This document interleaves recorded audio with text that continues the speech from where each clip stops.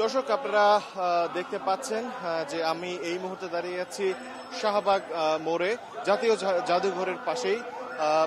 আজকের এই দিনে জামায়াতের যিনি ভারপ্রাপ্ত সেক্রেটারি জেনারেল ছিলেন এটিএম আজহারুল ইসলাম, তিনি কিন্তু আজকে কারা মুক্তি লাভ করেছেন এবং বাংলাদেশ মেডিকেল বিশ্ববিদ্যালয় থেকে বেশ কিছুক্ষণ আগে তিনি বের হয়েছেন প্রিজন সেল থেকে। এবং আমরা দেখতে পেরেছি প্রিজন সেলের বাইরে জামায়াতে ইসলামের যে নেতাকর্মীরা ছিলেন তারা কিন্তু এটিএম আজহারকে বরণ করে নিয়েছেন এবং এর পরপরই তাকে গাড়িতে করে শাহবাগ মোড়ে নিয়ে আসা হচ্ছে।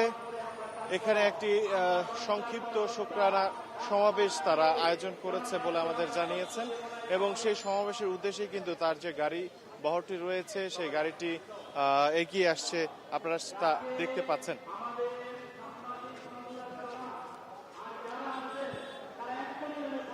দর্শক, এর পেছনের যে দীর্ঘদিনের ঘটনা, সে যে ইতিহাস রয়েছে তা যদি একটু আপনাদের তুলে ধরতে চাই যে 2012 সালের 22 আগস্ট কিন্তু তাকে মানবতা বিরোধী অপরাধের অভিযোগে গ্রেপ্তার করে তৎকালীন যে সরকার ছিল সেই সরকারের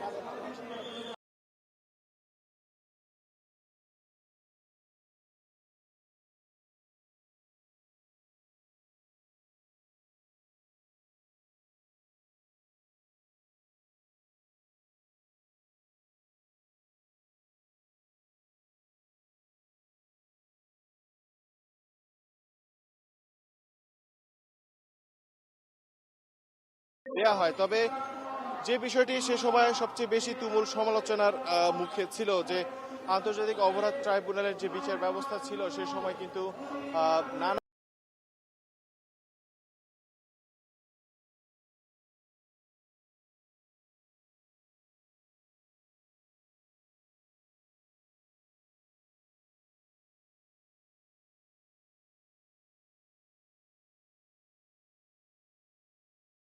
কোনো ধরনের প্রশ্ন কিংবা কোনো সমালোচনা আমলে না নিয়েই কিন্তু সে সময়ের যে বিচার তা সম্পাদন করা হয়। তবে এই গেল 5 আগস্ট গণঅভ্যুত্থান পরবর্তী যে আন্তর্জাতিক অপরাধ ট্রাইব্যুনাল রয়েছে সেই ট্রাইব্যুনালে বিপক্ষে যে আপিল রয়েছে সেই আপিলের প্রক্রিয়া কিন্তু চলমান ছিল এবং সবশেষ গেল 27 মে তার এই আপিলের প্রেক্ষিতে সুপ্রিম কোর্টের আপিল বিভাগ কিন্তু তাকে বেকসুর খালাস প্রদান করেছেন। আপিল আমাদের যিনি প্রধান বিচারপতি রয়েছেন সৈয়দ রেফাত আহমেদ, তিনি এবং 7 বিচারপতির যৌথ যে বিচার সেই বিচারের মাধ্যমে কিন্তু তাকে খালাস প্রদান করা হয় এবং আজকে 9:30 নাগাদ বাংলাদেশ মেডিকেল বিশ্ববিদ্যালয়ের প্রিজন সেল থেকে তাকে মুক্তিদান করা হয় এবং এরপরে কিন্তু তিনি এই যে গাড়ি বহরটি আপনারা দেখতে পাচ্ছেন সেই গাড়ি বহর করে তিনি শাহবাগে আয়োজিত সংক্ষিপ্ত যে শুকরানা সমাবেশ রয়েছে দলটির সেই সমাবেশে কিন্তু যোগদানের উদ্দেশ্যে তারা এগিয়ে আসছে।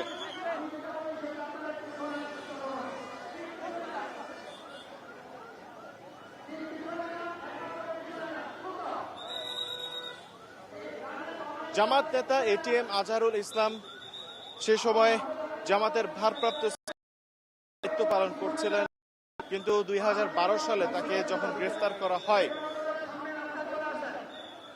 22 আগস্টের পরে কিন্তু তিনি সেই বিচারের প্রক্রিয়ায় তাকে রাখা হয় এবং দীর্ঘ প্রায় 13 বছর কিন্তু তিনি এই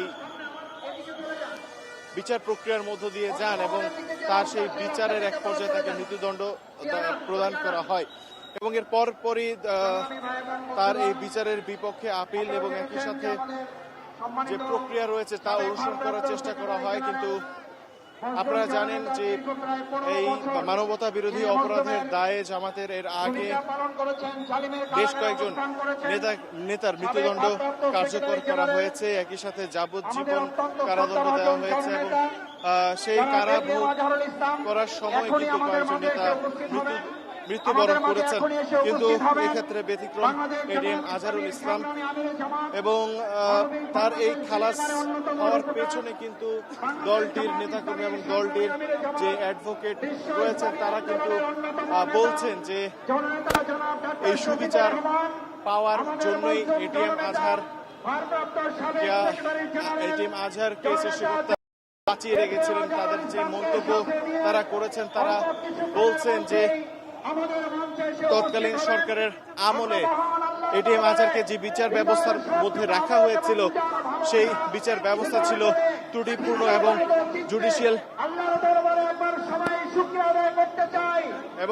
জুডিশিয়াল কিলিং হিসেবেও কিন্তু তারা তা আখ্যায়িত করেছে সে সময়। প্রিয় দর্শক, আপনারা এই মুহূর্তে দেখতে পাচ্ছেন যে এটিএম আজহার কিন্তু শুকরানা সমাবেশের যে স্টেজটি তৈরি করা হয়েছে শাহবাগ মোড়ে, সেই মোড়ে এসে পৌঁছেছেন এবং এখানে যে নেতা কর্মীরা রয়েছেন তারা কিন্তু এখানে মুহুর্মুহু স্লোগানে তাদের যে নেতা রয়েছে তাকে বরণ করে নিচ্ছে। আমরা বেশ কয়েকজন নেতা কর্মীর সাথে কথা বলেছি, তারা বলেছেন এটি কোনো সংবর্ধনা নয়, এটি একটি শুকরানা সমাবেশ যেখানে দীর্ঘ তাদের ভাষ্যে জালিমের যে কারাগার ছিল সেই কারাগার থেকে তিনি মুক্তি লাভ করেছেন এবং তিনি স্টেজের দিকে এগিয়ে যাচ্ছেন।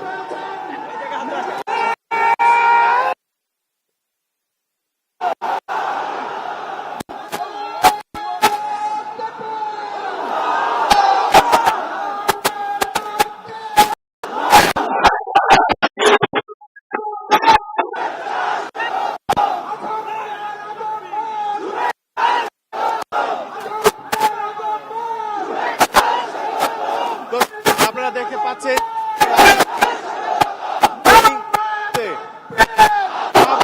স্টেজের সামনে উপস্থিত হয়েছেন এবং তার নেতা কর্মীরা কিন্তু তাকে বরণ করে নিচ্ছেন এবং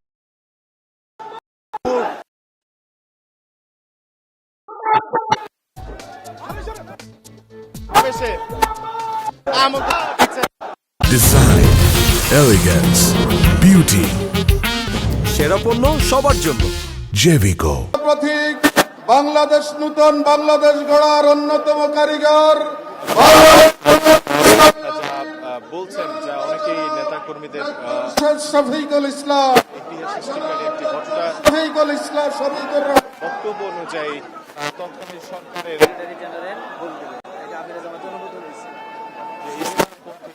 নেতারা রয়েছেন মাঠ থেকে মুছে ফেলা সেই পরিকল্পনার তারা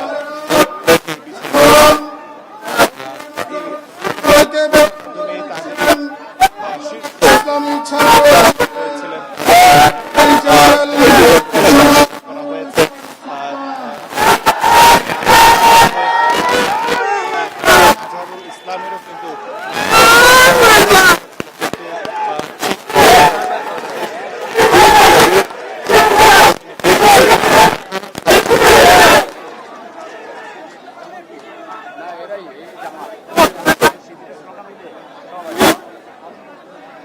সংগ্রামী বন্ধুগণ, আমরা আমাদের দীর্ঘ প্রতীক্ষিত মজলুম জনগণ বাংলাদেশ জামাত ইসলামীর সাবেক ভারপ্রাপ্ত সেক্রেটারি জেনারেল, এদেশের গণমঞ্চের মনোনীত নেতা তাদের যে রায় রয়েছে করেছেন এবং সে এটিএম আজহারুল ইসলামের কাছে দুঃখ প্রকাশ করা হয়েছে। প্রধান বিচারপতির নেতৃত্বে যে ছিল তারা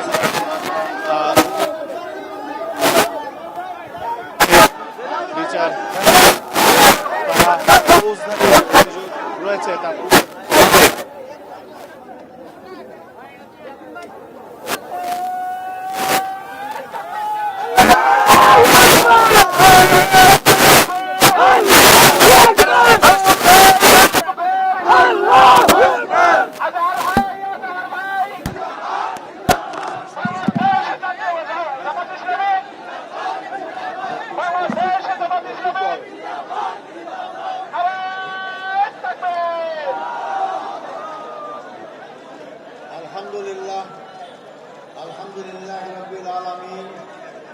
والصلاة والسلام على سيد المرسلين وعلى آله وصحبه أجمعين আসসালামু আলাইকুম ওয়া রাহমাতুল্লাহ। আপনারা কি সবাই ভালো আছেন? আলহামদুলিল্লাহ। আমি প্রায় 14 বছর কারাগারে থাকার পর আজকে সকালে মুক্ত হলাম। আমি এখন মুক্ত, আমি এখন স্বাধীন। এটা স্বাধীন দেশ, আমি স্বাধীন নাগরিক একজন। সম্মানিত ভাই ও বন্ধুগণ, যেহেতু আমরা রাস্তা বন্ধ করে এখানে সমাবেশ আয়োজন করেছি যাতে জনগণের কষ্ট না হয়, এবং আমি যদি আপনাকে নির্দেশ দিয়েছেন খুবই সংক্ষিপ্ত কথা বলার জন্য, আমি শুধু কয়েকটি বিষয় আপনাদের সামনে কথা বলবো। আল্লাহ যদি তৌফিক দান করে, যদি বেঁচে থাকি অবশ্যই আপনাদের সাথে বারবার দেখা হবে ইনশাআল্লাহ। আমি সর্বপ্রথম আমাদের মহামান্য আদালতকে ধন্যবাদ জানাইতে চাই। তারা ন্যায় বিচার প্রতিষ্ঠা একটা অগ্রণী ভূমিকা পালন করছেন। এতদিন ন্যায় বিচার ছিল না, আদালতকে ব্যবহার করা হয়েছে। এই জন্য আশা করি আমরা সামনের দিনগুলোতে আমাদের আদালত জনগণের আশা আকাঙ্ক্ষা অনুযায়ী তারা জনগণের ন্যায় বিচার যাতে পায় সেই ব্যবস্থাই তারা করবেন। আমি ধন্যবাদ জানাতে চাই আমার মামলায় যে সব আইনজীবী নিয়োগ করা হয়েছিল, আমি যতদূর পত্র পত্রিকার মাধ্যমে জানতে পেরেছি, পড়তে পেরেছি, অত্যন্ত সাবলীল সুন্দর যুক্তি স্থাপন করার মাধ্যমে আমার মামলার অসারতা দুর্বলতা সমস্ত কিছু প্রকাশ করতে পেরেছেন, এবং আন্তর্জাতিকভাবে স্বীকৃত যে এই মামলার মাধ্যমে আমার অতীতের আগের সরকারগুলো কীভাবে নির্মমভাবে আমাদের আগের ভাইদেরকে হত্যাকাণ্ডের মাধ্যমে তাদের দুনিয়া থেকে বিদায় করেছে। সম্মানিত ভাই বন্ধুগণ, আমি এরপর ধন্যবাদ জানাতে চাই যাদের কারণে আজকে মুক্ত হওয়ার সুযোগ পেয়েছি। সেই 36শে জুলাই অর্থাৎ 5ই আগস্টে মহাবিপ্লবী নায়কদের জন্য আমি ধন্যবাদ জানাতে চাই। তাদের অক্লান্ত পরিশ্রম আন্দোলন, তাদের মাধ্যমে স্বৈরাচার ফ্যাসিস্ট সরকারের পতন হতে বাধ্য হয়েছিল। এবং সবচেয়ে আমি ধন্যবাদ জানাবো এই ক্ষেত্রে ছাত্র সমাজকে, যারা অতীতের অহংকার গর্বকে আবার প্রতিষ্ঠা করতে পেরেছেন। ছাত্র সমাজ রাস্তায় রাজপথে রক্ত ঢেলে তারা এই 14-15 বছরের ফ্যাসিস্ট সরকার সকল অত্যাচারের বিরুদ্ধে জনগণকে সাথে নিয়ে তারা রাজপথে যে আন্দোলন গড়ে তুলেছিলেন, যার কারণে গর্ব সব শূন্য হয়ে বাংলাদেশ নতুনভাবে স্বাধীনতা অর্জন করতে পেরেছে। আমি ধন্যবাদ জানাতে চাই ছাত্র, যুবক, শিক্ষক, সকল পেশাজীবী, সকল নারী পুরুষ, এমনকি শিশু বাচ্চাদেরকে আমি দেখেছি তারা রাজপথে সেদিন নেমে এসেছিল। সবাইকে আমি ধন্যবাদ জানাতে চাই। আমি ধন্যবাদ জানাতে চাই আমাদের দেশপ্রেমিক সেনাবাহিনীকে, যারা জনগণের পক্ষ না নেওয়ার কারণেই আজকে আমরা এই অবস্থা আস্তে সক্ষম হয়েছি। সম্মানিত বন্ধুগণ, আমি ধন্যবাদ জানাতে চাই। আমি দেখেছি, আমাকে বলেছি আমার মুক্তির জন্য আমি একজন নগণ্য ব্যক্তি। অনেকে রোজা রেখেছেন, অনেকে সিয়াম পালন করেছেন, অনেকে মানত করেছেন। আমি তাদেরকে ধন্যবাদ জানাতে চাই। ইসলামী আন্দোলনকে মহব্বত করার কারণে, ইসলামীকে ভালোবাসার কারণে অবশ্যই তারা ধন্যবাদ পাওয়া। আল্লাহ তাকে উত্তম চাঁদা দান করুক। সম্মানিত ভাই ও বন্ধুগণ, আমি স্মরণ করছি অত্যন্ত দুঃখ বেদনা ভারাক্রান্ত হৃদয় যারা আমার নেতা ছিলেন, সেই সব নেতাদেরকে অন্যায়ভাবে হত্যা করা হয়েছে, জুডিশিয়াল ক্রিম করা হয়েছে তাদেরকে। আমাদের সদ্য নেতা বাংলাদেশ জামাত ইসলামীর আমির শহীদ মৌলানা মতিউর রহমান নিজামী, আমাদের সদ্য নেতা জনাব শহীদ আলী হাসান মোহাম্মদ মুজাহিদ, আমাদের সদ্য নেতা জনাব মোহাম্মদ কামারুজ্জামান, আমাদের সদ্য নেতা জনাব মোহাম্মদ আব্দুল কাদের মোল্লা, আমাদের সদ্য নেতা জনাব মোহাম্মদ আব্দুল কাদের মোল্লা। এরপরে সবচেয়ে দুঃখজনক হচ্ছে যে আমাদের সমাজ শ্রদ্ধার পাত্র, সারা দুনিয়ার পরিচিত আন্তর্জাতিক খ্যাতি সম্পন্ন আলেমুদ্দিন হযরত মাওলানা দিলার হোসেন সাঈদীকে বিনা চিকিৎসায় হত্যাকাণ্ডের ষড়যন্ত্র হত্যা করা হয়েছে। আমি এটাকে সবাইকে স্মরণ করছি। সাথে সাথে আমি স্মরণ করতে চাই আমাদের সদ্য নেতা মিকাশ আলী সাহেবকে। তাকে সর্বশেষ তার ছেলেকে গুম করা হয়েছে, দেখতে চেয়েছিলেন, তাকেও দেখতে দেওয়া হয় নাই, তাকে ফাঁসির কাছে ঝুলিয়ে তাকে হত্যা করা হয়েছে। আমি সাথে সাথে রাষ্ট্রপতি দলের নেতা জনাব সালাউদ্দিন কাদের চৌধুরীকেও ফাঁসির কাছে ঝুলানো হয়েছে, আমি সেটাও আমি স্মরণ করতে চাই। সম্মানিত ভাই বন্ধুগণ, আমরা এর মধ্যে হারিয়েছি জেলখানায় আমাদের সেই শ্রদ্ধেয় নেতা অধ্যাপক গোলাম আজমকে, আমরা হারিয়েছি আমাদের মৌলানা আবুল কালাম মোহাম্মদ ইউসুফ সাহেবকে, হারিয়েছি আমরা পাঁচ বারের নির্বাচিত এমপি মৌলানা আব্দুল সোহান সাহেবকে আমরা হারিয়েছি। এরপরও আমি বের হয়ে হারিয়ে দেখতে পেলাম আমাদের সামনে এখন তার নেই, আমাদের আমির জামাত, এখনকার আমির আমাদের পূর্বের যে আমির আছেন মকবুল আহমদ সাহেব এবং নাজির আহমদ সাহেব, তার সবাইকে শ্রদ্ধা স্মরণ করছি এবং তার শোক সম্পদ পরিবার সদস্য সহ সবার কাছে আমি তার সহমর্মিতা জ্ঞাপন করছি। আল্লাহ তাদের সবাইকে ধৈর্য ধারণ করে তৌফিক দান করুক। সম্মানিত ভাই ও বন্ধুগণ, আমি এই প্রসঙ্গে বলতে চাই, এই হত্যাকাণ্ডের সঙ্গে যারাই যে পর্যায়ে জড়িত সবাইকে আইনের আওতায় এসে তাদের বিচার করা হোক। জোর করে আমার বলতে চাই, যারাই হত্যাকাণ্ডের সাথে যেখানে যে পর্যায়ে জড়িত সবাইকে আইনের আওতায় নিয়ে এসে তাদেরকে বিচার করা হোক, তাহলে খারাপ সংস্কৃতি চালু থাকবে, এখান থেকে বেরিয়ে আসতে হবে আমাদেরকে। সম্মানিত ভাই ও বন্ধুগণ, আমি আপনাদের কাছে অনুরোধ করতে চাই, আমার জন্য আন্তরিকভাবে দোয়া চাই আপনাদের কাছে। আমার অপরাধ কি ছিল? আমার অপরাধ ছিল হামিদ, আল্লাহর প্রতি বিশ্বাস, এটাই তো আমার অপরাধ ছিল, আর অপরাধ নাই। আমি তো আপনাদের কাছে দোয়া চাই যে অপরাধের কারণে ফাঁসির কাষ্ট থেকে আসে আমি এদের কাছে ফুলের মালা পাচ্ছি, রশি গলার ছেলেকে ফুলের মালা পাচ্ছি। আমি যেন আজীবন সেই ইসলামী আন্দোলনে আমার জীবন থাকতে, রক্তবিন্দু এক ফোঁটা থাকতে এই আন্দোলনে যদি শহীদ হিসেবে মৃত্যুবরণ করতে পারি, সেটাও ভি আমাদের কাছে মনে করতে চাই। আমাদের সবাইকে মৃত্যুবরণ করতে হবে, মনে রাখবেন, আজও কালও মৃত্যুবরণ করতেই হবে। মৃত্যুর হাত থেকে বাঁচতে পারবো না। আব্দুল কাদের মোল্লা ভাই আমার আমির ছিলেন, একটা কথা আমাকে প্রায় বলতে, আচ্ছা ভাই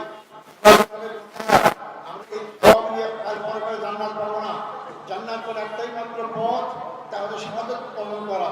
তো শাহাদাত দিয়ে আমাকে জান্নাত দিতে পারে। তাই যে দল, যে জাতি, যে ব্যক্তি শাহাদাত কামনা করে এগিয়ে যায়, সেই দল, সেই জাতিকে কেউ দমাতে পারে না। সম্মানিত ভাই এবং বন্ধুগণ, সেই দোয়া করার সাথে সাথে আপনাদের সবাইকে সবার মাধ্যমে সারা বাংলাদেশে আমার মধ্যে সাথে আহ্বান করতে চাই, আসুন এই দেশ আমাদের, এই দেশ আমাদের সবার, এই দেশের মানুষের আশা আকাঙ্ক্ষা চিন্তা চেতনা ঐক্য অনুযায়ী এই দেশটাকে ইসলামী সমাজ করার আকাঙ্ক্ষা আমরা সবাই এগিয়ে যেতে পারি। আল্লাহ অবশ্যই আমাদের সাথে থাকবেন ইনশাআল্লাহ। আমি আর গ্রহণ করবো না, যেহেতু আপনার মধ্যে কষ্ট পাচ্ছেন, আপনারা আমার দোয়া করবেন। আমার আর পাওয়ার কিচ্ছু নাই, আমার জীবনে যদি আমরা এখানে আল্লাহ দিন প্রতিষ্ঠা দিকে যেতে পারি, এর চেয়ে সর্বফল পাওয়ার কিছু নাই। আপনারা সবাই সেই দিন প্রতিষ্ঠা আন্দোলনে যার যার জায়গা থেকে যে ভূমিকা রাখা দরকার, সেই ভূমিকা সবাই রাখবেন, এই আশাবাদ ব্যক্ত করে সাংবাদিক বন্ধুগণ, ফটোগ্রাফার যারা এখানে আসছেন, যারা আজকে আমাদের এখানে উপস্থিত হয়েছেন, তাদেরকে আমি ধন্যবাদ জানাতে চাই এবং যারা যেভাবে আমাকে সহযোগিতা করেছেন তাদেরকে ধন্যবাদ জানাতে চাই। আবারও আমি আপনাদের কাছে আমার জন্য দোয়া কামনা করে আমার বক্তব্য এখানে শেষ করছি। আসসালামু আলাইকুম ওয়া রাহমাতুল্লাহি ওয়া বারাকাতুহু।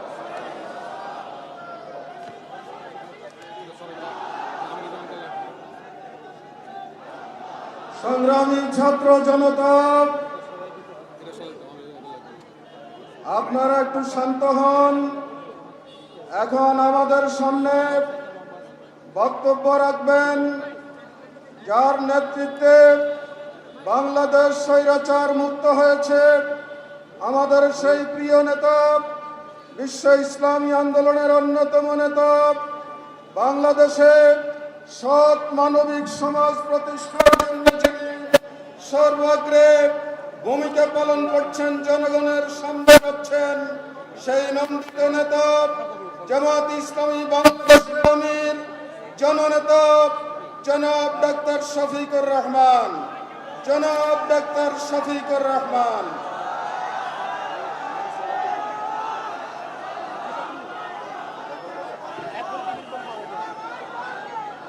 আসসালামু আলাইকুম ওয়া রাহমাতুল্লাহ। আগেই বলেছি এটা কোনো সভা নয়, জাস্ট ওনার মজলুম ভাইয়ের, মজলুম নেতার প্রাথমিক অভিব্যক্তি ব্যক্ত করার একটা আয়োজন ছিল। কঠিন গরমে আপনারা সবাই এখানে হাজির হয়েছেন। মঞ্চে সংগঠনের কেন্দ্রীয় নেতৃবৃন্দ আছেন, আমাদের বন্ধু সংগঠন সমূহের সম্মানিত নেতৃবৃন্দ আছেন, ছাত্র সংগঠনের নেতৃবৃন্দ আছেন, শ্রমিক সংগঠনের নেতৃবৃন্দ আছেন, আপনারা আমরা সবাই আছি। সম্মানিত ভাইয়েরা, আমাদের এই ভাইয়ের বক্তব্য চিরেই আমরা আরো বড় পরিসরে শুনবো ইনশাল্লাহ, এই ঢাকায় শুনবো ইনশাল্লাহ। এই জন্য আমি আজকে আমার বক্তব্য দীর্ঘায়িত করতে যাচ্ছি না। আমি শুধু আল্লাহ তাআলার শুকরিয়া আদায় করি যে মানুষটাকে দীর্ঘ 14টি বছর গার্ডের পর মৃত্যুদণ্ড দিয়ে যার উপর জুলুম করা হয়েছে, সেই আল্লাহ তাকে বাঁচিয়ে রেখেছেন, সেই মহান রব তাকে আমাদের বুকে ফিরিয়ে দিয়েছেন। আলহামদুলিল্লাহ রাব্বিল আলামিন। আমাদের এই ভাইয়ের জন্য দোয়া করবেন সবাই, আল্লাহ যেন তাকে নেক হায়াত দারাজ করে দেন, তিনি যেন সুস্থ থাকেন এবং জাতির প্রয়োজনে তিনি যেন দায়িত্ব পালন অব্যাহত রাখতে পারেন। সম্মানিত ভাইয়েরা, ফ্যাসিবাদ বিরোধী আন্দোলনে এখানে বলা হয়েছে আমার নেতৃত্বে পতন হয়েছে, মোটেই না। এদেশের 18 কোটি মুসলিম মানুষের সম্মিলিত চেষ্টায় সরকারের পতন হয়েছে। আমরা এই ক্রেডিট, মূল ক্রেডিট আল্লাহ তাআলাকে দেই, আর জমিনের ক্রেডিট সমস্ত এদেশের জনগণকে আমরা দেওয়ার পক্ষে। আমরা এক থাকবো, জাতির প্রয়োজনে এক পথে হাঁটবো এবং জাতির প্রয়োজনে সমস্ত ষড়যন্ত্র মোকাবেলা করে সামনে ইনশাআল্লাহ এগিয়ে যাব। সবাই ভালো থাকুন। আসসালামু আলাইকুম ওয়া রাহমাতুল্লাহ।